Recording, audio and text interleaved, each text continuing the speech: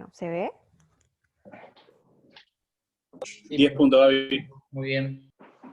Bueno, lo que vamos a hablar hoy es un poco de la revisión de las guías que están disponibles acerca de RCP en pacientes con COVID-19. Vamos a ver la guía argentina, la británica, la guía de la AJA y un poquito de lo que son las sociedades españolas en cuanto a recomendaciones. La guía de la sociedad, en realidad no son guías, son recomendaciones que sacaron, porque no son guías establecidas, pero son recomendaciones de cómo modificar el protocolo cuando se está frente a un paciente en paro cardiorrespiratorio y que tiene diagnóstico o sospecha de COVID. La guía de la Sociedad Argentina es una guía que se basa en la de la Sociedad Británica, las dos son muy parecidas, de hecho es el mismo protocolo que se usa, y lo novedoso de estas dos sociedades es que establecen como fases, ¿sí? El protocolo de estas dos sociedades son divididos en 3 fases, la fase 1, la fase 2 y la fase 3, y esta división se hace en base a el tipo de elementos de protección personal que vamos a necesitar, ¿sí? Para tratar de actuar en cada fase. Lo que establecen estas guías es que la fase 1 es una fase que incluso podrían ni siquiera comenzar a desarrollarse con el paciente ya en paro cardiorrespiratorio. Es la fase en la que nosotros tendríamos que plantearnos que todo paciente crítico con diagnóstico de COVID tiene la posibilidad de progresar hacia un paro cardiorrespiratorio y comenzar a pensar en estos pacientes, y esto ya lo veníamos hablando en clases anteriores, a ver si son pacientes que tienen criterios de una buena evolución después de ser reanimados, o si tienen posibilidades de salir de un paro cardiorrespiratorio, y valorar si es que se va a iniciar o no se va a iniciar reanimación cardiopulmonar en estos pacientes. También incluyen en esta fase aquellos pacientes que ya hayan expresado que no quieren ser reanimados por cualquier cuestión personal que tengan. Entonces establecen que esta primera fase nos va a servir mucho para poder no tomar decisiones en los momentos más críticos, es decir, no tomar una decisión en el momento en el que el paciente está en paro cardiorrespiratorio, sino como que ya, si uno tiene un paciente crítico que ve que no evoluciona bien y que probablemente pueda llegar a tener un paro cardiorrespiratorio, tratar de plantearse en algún momento de la evolución de ese paciente si es que, si eventualmente por egresar a un paro cardiorrespiratorio, si lo vamos a reanimar o no. Eso por ahí nos quita en el momento del paro cardiorrespiratorio de estar tomando decisiones que por ahí no sea el momento adecuado de si reanimar o no reanimar a un paciente. Una vez que nosotros tenemos un paciente en paro, al cual consideramos que lo vamos a reanimar, no hay ninguna indicación del paciente previo a entrar en paro que no quería ser reanimado, vamos a entrar a la habitación del paciente, ¿sí? Y estas guías lo que establecen es que en la fase 2 nosotros deberíamos tomar contacto con el paciente, es decir, entrar a la habitación, y lo podemos hacer con este nivel de protección, ¿sí? Con un nivel 2 de equipo de protección. Es decir, un barbijo quirúrgico, unas gafas, unos guantes y un camisolín. ¿Y por qué divide, o por qué aparece esta fase 2 en donde podíamos tomar contacto con un paciente con diagnóstico de COVID con un barbijo? Establecen estas dos sociedades que la fase 2 es una fase en la que nosotros podemos abordar al paciente sin hacer ninguna maniobra que genere aerosoles, ¿sí? Para estas dos guías, las maniobras que generan más aerosoles en una reanimación son la intubación, las compresiones torácicas y la ventilación, ¿sí? Nosotros en esta fase 2, que ahora lo vamos a ver bien qué es lo que incluye, no tendríamos que hacer ninguna de estas maniobras, pero sí tendríamos y podríamos entrar a la habitación del paciente a comenzar a acomodar la habitación para que pasen los operadores que se van a hacer cargo de la fase 3, que sí tienen que tener todo el equipo personal de un nivel 3 de equipo de protección, ¿sí? Y estas sociedades lo plantean así porque lo que intentan decir es que si nosotros estamos en una situación de paro y queremos entrar rápido a la habitación, como ya todos sabemos, el éxito de una reanimación cardiopulmonar depende mucho del tiempo que hay entre que el momento para y que se comienza una reanimación efectiva, ¿sí? Entonces lo que ellos establecen es que este equipo de protección nos tardamos menos tiempo en ponernos este equipo de protección que el del nivel 3 de protección. Entonces, mientras yo tengo este equipo, entro a la habitación, comienzo a hacer un par de cosas para poder reanimar a mi paciente, hay un segundo grupo que está preparándose calmados, tranquilos y ordenadamente, con un nivel 3, para poder entrar a la tercera fase de reanimación, ¿sí? Entonces nosotros con estos equipos podríamos entrar a la habitación y lo que vamos a hacer simplemente es constatar que el paciente esté en paro, es decir, si el paciente no responde, ver que tenga pulso, si realmente diagnostico el paro cardiorrespiratorio, aviso que el paciente está en paro para este equipo de COVID que va a entrar en la tercera fase, y lo que yo voy a hacer es conectar al paciente al monitor, traer un desfibrilador y conectarlo, y simplemente chequear ritmo. Y esta es una de las cosas que cambia para todos los protocolos que hay de paro en paciente con COVID, en que la desfibrilación, si el paciente la necesita, es una de las maniobras que no va a aerosolizar, ¿sí? Entonces es una de las maniobras que podemos hacer con un poco más de seguridad, porque son maniobras que, según estas sociedades, no van a generar aerosolización, ¿sí? Entonces yo conecto, entro a la habitación, constato que el paciente está en paro, aviso a este segundo equipo para que se vaya preparando, conecto al paciente al monitor del desfibrilador y veo si es un ritmo desfibrilable, es decir, si es una TB sin pulso o una FB, o si es un ritmo no desfibrilable, ¿sí? O si el paciente retornó milagrosamente a circulación espontánea. Esto yo lo puedo hacer con un barbijo quirúrgico, ¿sí? Y el resto del equipo. Y lo que puedo hacer, si es que constato que mi paciente está con un ritmo desfibrilable, es intentar desfibrilarlo, ¿sí? Van a ver que esta guía, al igual que la de la AJA, hacen este cambio en tiempo de los protocolos, en donde uno va a intentar inicialmente desfibrilar al paciente antes que comenzar a hacer las compresiones del tórax, ¿sí? Por esto que habíamos hablado, si yo hago compresiones necesito tener un equipo nivel 3, porque sí es una maniobra que va a generar aerosolización, pero si yo tengo que desfibrilar a mi paciente, puedo desfibrilarlo sin tener un barbijo N95, ¿sí?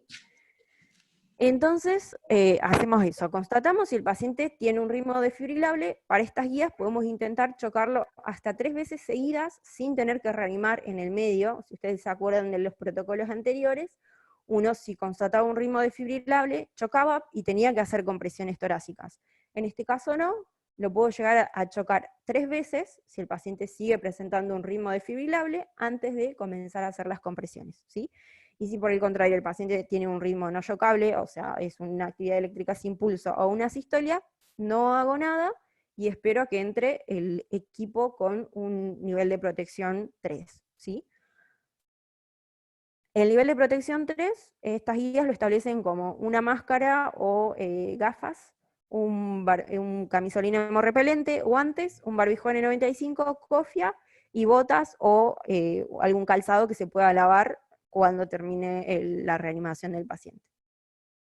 Entonces, en este momento lo que hacemos es, habíamos dicho que constatábamos el ritmo en la fase 2, si el paciente tenía un ritmo desfibrilable, lo chocábamos 3 veces, y después de eso voy a seguir el protocolo como cualquier protocolo de paro, ¿sí? RCP por 2 minutos, esto ya con un nivel de protección 3, este equipo ya tiene que haber salido de la habitación, por el tema de la aerosolización que provocan las compresiones torácicas, y bueno, si el paciente tenía un ritmo no desfibrilable, directamente tengo que esperar a que entre el segundo equipo para poder comenzar las compresiones. Lo malo de esta guía, o al menos lo que a mí me parece como un poco que lo dejan al azar, es que si ustedes ven en todo el protocolo no hay ningún lugar que diga específicamente cuándo se tiene que intubar al paciente, ¿sí?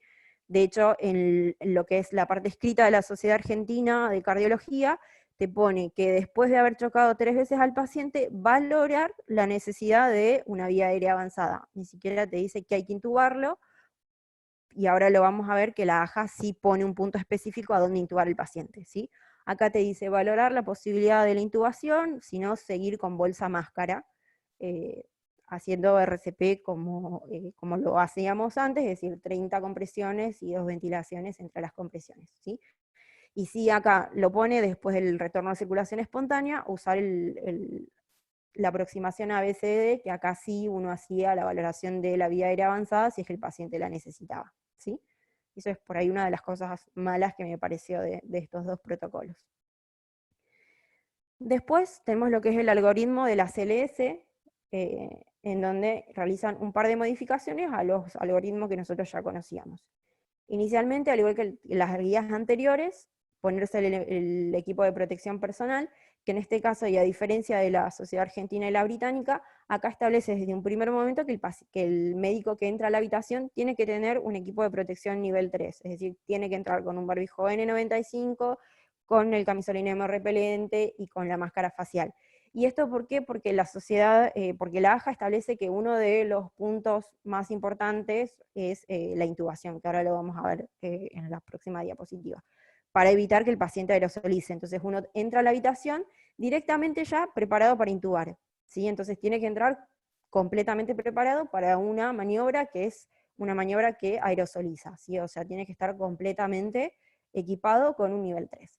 Entonces lo que el ACLS establece es limitar el personal adentro del quirófano, o dentro de la habitación del paciente en paro, solamente las personas que se necesiten. No establece cuántas, pero lo pone como limitar el personal. Y después de eso, cuando uno entra a la habitación, comenzar a dar oxígeno. Acá te pone en negrito y subrayado limitar la aerosolización, pero vamos a ver que no contraindica, no lo pone como no hacer el tema de ventilar al paciente, ¿sí? Con una máscara y una bolsa. Preparar el desfibrilador y preparar las cosas para intubar, ¿sí? Y esto es como una de las cosas buenas que tiene esta guía, que te dice que entras a la habitación, lo conectas al paciente y ya preparas las cosas para intubar. Vemos si el ritmo es desfibrilable o no, que eso es algo que podemos hacer rápidamente. Si el paciente tiene una FB o una TB sin pulso, lo chocamos. Si el paciente tiene una sistolia, pasamos a la siguiente parte del protocolo. Siguen estableciendo los mismos puntos que se establecían para el resto de los protocolos, es decir, las compresiones torácicas tienen que ser de al menos 5 centímetros de profundidad, dejar que el tórax reexpanda entre las compresiones, minimizar las interrupciones, evitar el exceso de ventilación, cambiar el operador cada 2 minutos para evitar la fatiga y que se pierda efectividad en la reanimación, realizar lo que es el monitoreo de la reanimación con capnografía o con presión arterial invasiva en caso de que el paciente ya tenga una PAM puesta, ¿sí? Y después se pasa a la segunda parte del protocolo, que lo ponen en amarillo, negrita y subrayado, que es intubar, ¿sí? El paciente, nosotros podemos haber decidido iniciar las compresiones antes de esto y a la espera de preparar todo para la intubación. Si decidimos iniciarlas, se tiene que detener las compresiones, intuba el operador más experimentado. Si es que no se logra la intubación, acá ponen como una posibilidad el considerar los dispositivos supraglóticos, y si no, lo ponen como una tercera opción, seguir con un dispositivo bolsa máscara con filtro. Y acá lo van a poner que tiene que, si no pudimos intubar al paciente, no tenemos un dispositivo de vía supraglótica, tratar de coaptar bien la máscara y hacer las ventilaciones de forma suave para evitar que fugue a través de la máscara, ¿sí? Y lo que sí aclara es que si nosotros llegamos a intubar al paciente, el paciente tiene que ir conectado directamente al ventilador, ¿sí? Y esto es otra de las cosas que cambian. Normalmente, por ejemplo, los pacientes que están en terapia, que paran y están conectados a un respirador, nosotros los desconectamos del respirador y los ponemos en bolsa, para tratar de evitar todas las complicaciones, bueno, las complicaciones no, sino las interrupciones de las ventilaciones que tiene el respirador con las compresiones torácicas, ¿sí? Acá directamente, si lo intubamos, lo conectamos al ventilador, sobre todo para evitar después desconexiones y aerosolización. Y después, lo vamos a ver en la próxima diapositiva, da un par de tips de cómo setear el respirador para que no nos interrumpa en las compresiones. Y después el protocolo sigue más o menos igual a lo que conocíamos antes. RCP cada 2 minutos, colocar accesos endovenosos. Si el paciente después de los 2 minutos volvemos a constatar ritmo y es un ritmo desfibrilable, se choca, se sigue con presiones, epinefrina cada 3 a 5 minutos, y lo que sí ponen como nuevo es lo de considerar dispositivos de compresión mecánica en caso de que se tuviesen disponibles, ¿sí? Si se tienen disponibles, se los usa y nosotros no realizamos las compresiones, sino seguimos el protocolo igual. Si después de 3 desfibrilaciones el paciente sigue presentando ritmo desfibrilable, valorar la posibilidad de amiodarona lidocaína a las mismas dosis que veníamos utilizando en el resto de los protocolos de paro, hasta que el paciente o vuelva a circulación espontánea o se transforme en un ritmo no desfibrilable o decidamos detener la reanimación, ¿sí? Lo mismo si es un ritmo no desfibrilable, simplemente vamos a hacer las compresiones cada 2 minutos, establecer ritmo, sigue siendo desfibrilable, seguimos con RCP hasta que el paciente o retorne a circulación espontánea o decidamos parar el protocolo de reanimación, ¿sí? Y en medio de todo esto, al igual que en cualquier paro, lo que vamos a hacer es ir pensando en las causas reversibles de paro, que hay que tener en cuenta que en estos pacientes, por ahí una de las principales sería la hipoxia, pero también el tema de la acidosis, las trombosis pulmonares o coronarias pueden darnos paro en estos pacientes, ¿sí? Aconseja esto, lo de minimizar la desconexión del circuito, y aconseja no, el considerar el videolaringoscopio para realizar la intubación de estos pacientes, ¿sí? Entonces, dentro del resto de consideraciones que hace, es si nosotros llegamos al paciente en paro cardiorrespiratorio y es un paciente que ya estaba ventilado, no tenemos que desconectar el circuito. Si lo llegamos a ventilar en el momento, se ventila y se conecta directamente al respirador, ¿sí? Y lo que vamos a hacer es configurar el respirador según estos consejos. Ellos lo que aconsejan es poner la FiO2 al 1, pasar el ventilador si está en modo volumen control, que son pacientes distresados, así que por lo general van a estar en volumen control, sacarlos de ese modo de ventilación, pasarlos a presión, e ir modificando el límite de presión hasta generar una expansión de un BT de 6 mililitros kilo para peso corporal ideal del adulto, o de 4 a 6 para el recién nacido, ¿sí? Nosotros vamos a ir modificando el límite de presión hasta que veamos que el volumen que alcanzamos en cada respiración es de 6 mililitros kilo.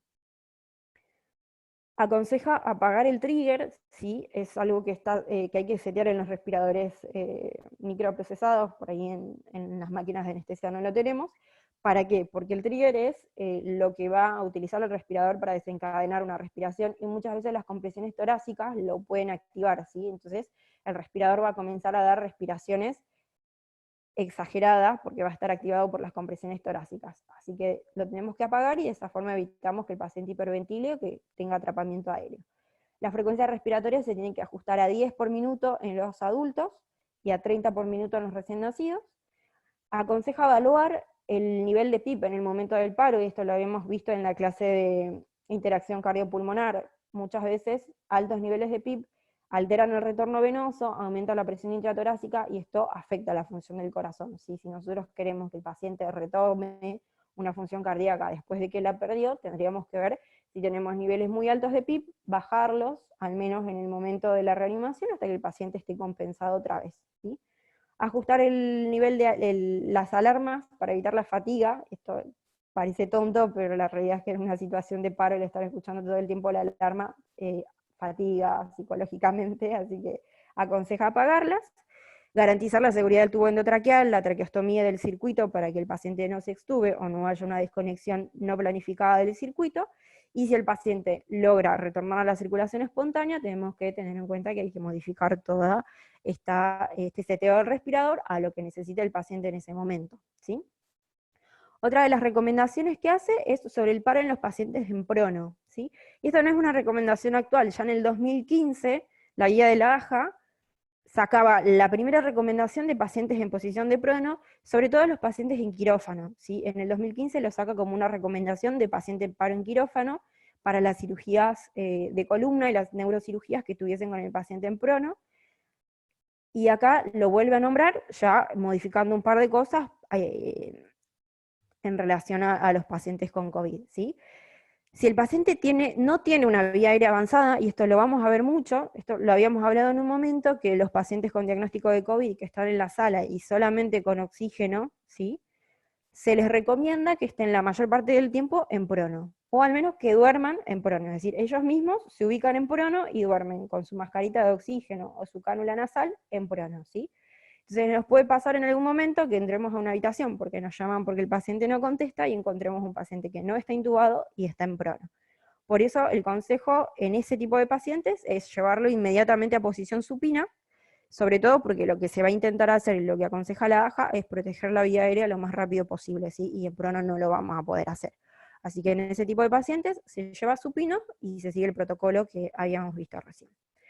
Y para los pacientes que están en prono, pero que ya tienen una vía aérea asegurada, los pacientes que están en prono en terapia intensiva, lo que aconseja es que, como el riesgo de supinar al paciente de una forma no programada en una situación de paro con personas que por ahí no están lo suficientemente equipadas y tampoco entrenadas para supinar a un paciente, Lo ideal es comenzar la reanimación en prono, ¿sí? Comenzamos a reanimar el paciente en prono. Lo que aconseja la AJA es comenzar las compresiones sobre los cuerpos vertebrales T7 y T10 con el mismo protocolo que se seguía antes, es decir, 5 centímetros de compresión, dejar que el tórax se reexpanda entre compresión y compresión, mientras vamos colocando las almohadillas del desfibrilador para ver si el paciente tiene algún ritmo desfibrilable, y mientras estamos haciendo todo esto, se están equipando las personas y acomodando las vías, acomodando el monitor, desconectando lo que no necesitemos y demás para poder dar vuelta al paciente, ¿sí? Y esto lo aconseja por el riesgo de que cuando demos vuelta al paciente se pueda llegar a desconectar el respirador, que podamos llegar a extubar al paciente, que por ahí en otro paciente es una situación crítica, pero en este caso es crítica y nos pone en riesgo de contagio, ¿sí? Entonces, comenzamos a reanimar el paciente en prono, nos damos tiempo a que alguien vaya viendo cuáles son las vías que se van a desconectar, cuáles son los monitoreos que no necesitamos, para dónde vamos a girar el paciente, y cuando esté todo listo, lo giramos. Mientras tanto, lo vamos reanimando, y si el paciente tiene que ser desfibrilado, se desfibrila en posición de prono, ¿sí? No está claramente conocida completamente la efectividad de este tipo de RCP, pero bueno, en esta situación la aconsejan así. Y estas son las recomendaciones de la Sociedad Española, que en realidad no son recomendaciones específicas acerca de paro en estos pacientes, sino es una recomendación de hacer y no hacer en pacientes en unidades críticas, ¿sí? Y da algunos puntos acerca de lo que es RCP. Las puse porque había unas que estaban llamativas. Bueno, vuelve a hacer la misma recomendación que las otras dos guías lo hacen, que es imprescindible tener el equipo de protección individual para poder comenzar la reanimación. Si no se tiene el equipo, no se reanima el paciente, ¿sí? Acá vuelve a expresar que la intubación traqueal, la ventilación y las compresiones torácicas son las que principalmente aerosolizan y que son con las que tenemos que tener mucho cuidado. Y también hace la consideración esta de que si los pacientes están ventilados en prono, se tiene que comenzar el RCP en prono y adaptadas a esta situación.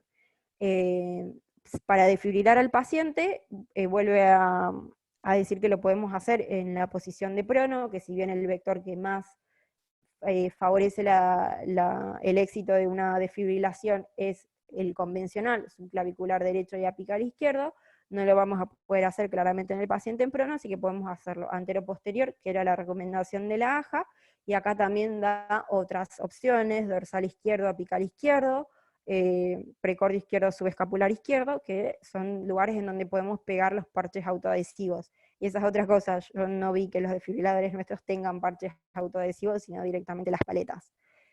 Así que bueno, sería una cosa en contra nuestra.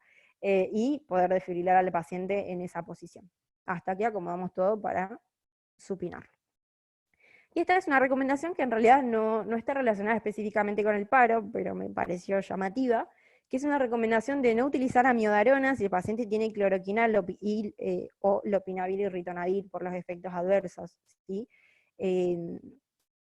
Esta sociedad lo pone como recomendación de no hacer por los riesgos de los efectos adversos sumados de todos estos fármacos, y me pareció llamativo porque, bueno, en el protocolo de paro está la amiodarona y nosotros la usamos mucho. Claramente si el paciente ya está en paro, ¿qué otra cosa peor le puede pasar? Si necesita amiodarona se la vamos a pasar, pero por ahí tener en cuenta que son pacientes que por el mismo uso de la cloroquina y el lopinavir y el ritonavir pueden llegar a hacer arritmias. Para la sociedad española no sería una droga de primera opción utilizar la amiodarona, sino deberíamos buscar otras opciones, sobre todo por el riesgo de efectos adversos acumulados. Bueno, y eso es todo, son las guías que leí. No sé, me pareció como más coherente la guía de la AJA en comparación a las recomendaciones de la guía de la Sociedad Argentina, como que hay cosas que las dejan muy al azar y a la valoración del médico, y por ahí la guía de la AJA te pone más los puntos bien especificados y te da esa idea de que tenés que entrar, si el paciente no está intubado, entrar a intubarlo, sobre todo para reducir el riesgo para el resto de los operadores. No sé qué opinan. Sí, no, yo te quería hacer una consulta de la cantidad de gente que tiene que entrar, si dice algo en alguna de las guías. No, ¿Cuánta gente? no, dice limitar el personal, pero no te dice específicamente cuánta gente tiene que haber. Sí, la primera guía fue la de la Sociedad Argentina que pusiste. Sí, que es idéntica. De hecho, los protocolos es de la Sí. sociedad británica. Si uno lee el protocolo de la Pero esa sociedad es británica, la es que decide exactamente el no mismo que la de la intubarlo Argentina. o no hace hincapié en intubarlo. En el protocolo, en lo que se pone del protocolo en sí, no lo pone en ningún lado. Pone lo de la desfibrilación en los 3 puntos, que Ujú. este es ay, no me sale la palabra, como lo que ellos plantean como guía para seguir los pasos. Y en realidad en ningún lado lo pone, esta es la segunda parte, no te dice intubación Sí, en algún punto. Y en lo que está escrito, lo que sí pone es que después de chocar 3 veces al paciente, se debería valorar la necesidad de una vía aérea avanzada. claro, Como que ¿no? te pone valorar. Y Sí, sí, en te realidad dice que la... vos podés ventilar, que si conseguís una máscara que coapte bien más un filtro, que hacer ventilaciones muy suaves para no generar mucha presión, como que no te lo pone como si te lo pone la AJA, que es intubación. Claro. Gaby, ¿te Sí, puedo no, hacer una no. consulta? Sí, Viste que en la primer guía vos mencionaste que puede entrar un operador con un equipo de protección personal nivel 2 y, bueno, monitorizar y si se puede desfibrilar se hace hasta 3 veces, ¿no? sí, Eso entendí en la primera sí, guía. sí. Bueno, en el caso de que el paciente esté en prono y esté con la vía aérea asegurada, dice una cantidad de, o sea, empiezo las compresiones en decúbito prono, por ejemplo, ¿no? Sí. Monitorizo y veo que es desfibrilable. ¿No dice hasta cuántas veces antes de darlo vuelta? No sé si me No. explico. Sí, sí, sí. No. No, No de dice, hecho, la eh, AJA, ponele, lo de las 3 desfibrilaciones lo pone específicamente la británica y la sociedad argentina. Te dice se pueden hacer hasta 3 desfibrilaciones. Pero bien. la AJA te pone desfibrilar, pero no te especifica cuántas veces, te pone desfibrilar y nada más. Y en cuanto a lo Arreglo, de prono, no hacen la para el caso recomendación. de que esté en prono, puntualmente. O sea, evaluamos en realidad. Claro. Sí, sí, pero no te dice. Te dice eso de comenzar la reanimación en prono, más que nada por el tema del riesgo que tenés de darlo vuelta y Exacto. desconectar el sistema y demás. Y sí, si está en ritmo desfibrilable lo chocas, pero no te especifica cuántas veces. Al menos no la AJA. La otra sí te dice 3 veces. Bien. Y ahí, Eh, bueno, sí, no, pregunta, Carly, dale. y ahí en ese caso también tendríamos que entrar con el equipo nivel 2 o no. Si ya tengo No, la no, vida. para mí No, por eso. eso no de nivel 2 es muy polémico. O sea, para Sí, mí por eso eso es yo para lo que todos, decía sobre es todo que me parece porque como más completo lo que es el Por eso, protocolo por de eso. la AJA que el protocolo que establece la SAC y la británica. Eh, es nivel 3 porque las habitaciones no van a tener presión negativa, porque vas a tener que intubar sí o sí de alguna manera al paciente para que deje de aerosolizar, o sea que vas a tener que estar preparado para eso. Y no va a haber más justificación que estar en una terapia llena de COVID y estar con un nivel 2, o sea, no hay chance de eso. No tiene Claro, mucho. lo que decían o lo que planteaban las dos sociedades que dicen que podés entrar es eso, que uno entra a conectar al paciente mientras el resto del equipo se cambia, le pone el Claro. desfibrilador, si es desfibrilable lo chocas hasta 3 veces y después de eso salís. Sí, En igual cambio, es. la AJA, como ya te pone específicamente que el paciente hay que intubar, y de hecho lo pone como vos entras a la habitación, lo conectás al monitor y te pone específicamente preparar para intubar en negro y remarcado, ya directamente tenés que entrar preparado para Claro, intubar. porque mientras sigas haciendo compresiones vas a aerosolizar, o sea que hasta que no Claro, defina la vía sí, sí. aérea Por no eso vas me a parece dejar como de... más completa y razonable, Sí. al menos a Y mí después lo que personalmente, la mencionaste de la AJA. cuando hablaste que no se puede intubar y se puede poner una máscara laringe, se puede hacer ventilación, no sé si en algún lugar leíste de hacer una ventilación manual con 2 operadores, no con uno solo, sino que en lugar de hacer la C y la E, que hagas la B o sea, la B para captar la máscara y que otra persona sea la que bolsea para disminuir así la... Sí, sí, lo ponen. La Sociedad Argentina lo pone que es así, si uno entra a ventilar, uno tiene que coaptar la máscara y asegurarse de que no fugue, y es otro el que ventila al paciente. Y Se después tienen otra que de las hacer con cosas dos. que mencionaste es que dejan conectado el respirador.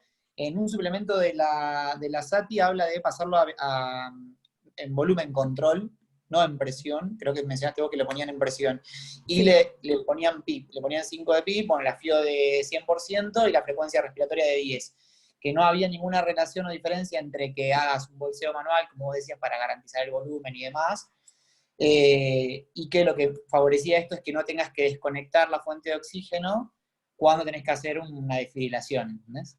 en el caso de que esté conectado al respirador, disminuirías así de esa forma los aerosoles respecto de si tenés, no sé, un codo bolsa conectado o un Claro. ambú, que tenés que desconectarle la fuente y dejar el filtro. Sí, sí. Sí, no sé, a mí también me llamó la atención lo de la AJA, pero lo pone así específicamente, No, pasa no, la no, está presión bien, o sea, no sé si y de la SATI no leíste nada de acá de suplemento de terapia. no, para poner acá no. No, Y no, eso, perdón, lo único de diferente es eso, bueno, que hace hincapié en la intubación y bueno, le pone PIP, no sé específicamente, o sea, no hay nada que diga, bueno, que hay un trabajo que hay que ponerlo, no No, PIP, sí, pero pues acá lo de la PIP lo único que pone es que si el paciente para y tiene un valor muy alto de PIP, tampoco te ajá, especifica qué es un valor muy alto de PIP, claro, deberías considerar bajárselo al menos hasta que recupere ritmo espontáneo. Y claro, después este de la sí, SATI ir a es, acelerar el respirador dependiendo de las necesidades del paciente. claro, Pero te lo pone para que lo tengas en cuenta, que por ahí puede ser incluso que haya aumentado la presión intratorácica y que eso haya complicado un poco al paciente. bien. Como que te lo ponen a pensar y que te fijes, si el paciente tiene muy alto nivel de PIB, se lo bajes, pero no especifica niveles, no pone números. perdón, ¿puedo hacer Bien. una pregunta idiota? Sí. Eh, No, preguntas idiotas no. sí. No, ¿Qué ¿cómo es? pasó? Entonces yo lo dejo en el respi, supuestamente seteado, mientras hago la reanimación. En el momento de que yo tenga que desfibrilarlo, por